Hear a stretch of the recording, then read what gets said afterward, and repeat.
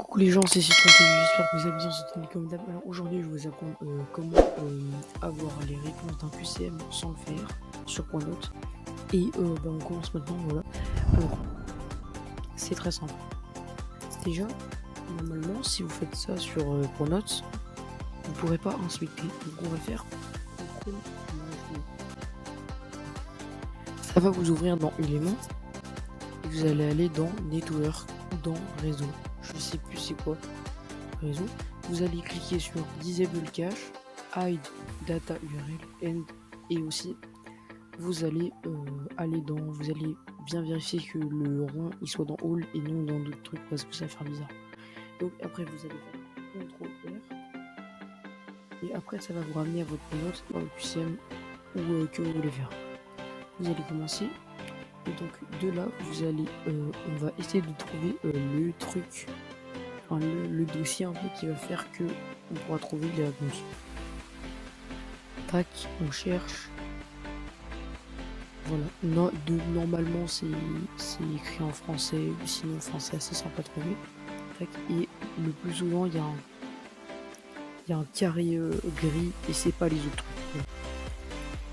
Tac, donc là on a trouvé et normalement ce sera dans ici, ce sera là. Vous allez cliquer dans réponse. Parce que là je suis en anglais, vous allez cliquer dans réponse et là vous allez trouver et là vous aurez ça. Voilà le script qui a les réponses. Et là vous aurez la petite barre de recherche qui va nous permettre de trouver les réponses. Donc là la question est comment est fréquemment nommée la crise économique mondiale des années 1930. Et donc on va voir, on va demander à la barre si la Grande Dépression c'est la bonne réponse. Voilà. Là. Attends, faut bien noter l'avancer parce que ça va nous faire. Vous n'êtes pas obligé de tout écrire. Et là, la Grande Dépression. La Grande Dépression. Alors, là, la barre a trouvé la Grande Dépression. Donc, pour savoir si c'est la bonne réponse, vous allez regarder juste en haut et là, il y aura écrit fraction égale 100. Fraction égale 100, ça veut dire que c'est la bonne réponse. Quand c'est 100, ça veut dire que c'est la bonne réponse. Mais à l'inverse, quand c'est 0, c'est pas la bonne réponse. Voilà. Donc là, on sait que c'est la bonne réponse. Et par exemple, là, on va mettre la grande récession. La grande récession. Tac. Et là, il est écrit 0. Et ça veut dire que c'est faux. On va faire pour la troisième. Le 12.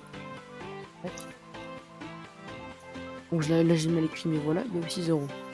Ce qui prouve que, en fait, le bouton, là, c'est celui qui a 100% de réponse.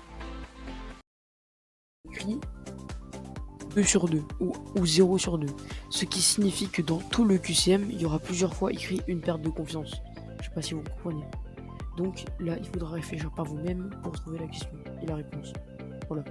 Donc là, pour ce type de question, il faudra juste prendre action, par exemple, et puis le mettre dans la barre de recherche, et puis vous trouverez la réponse, et c'est dans l'ordre.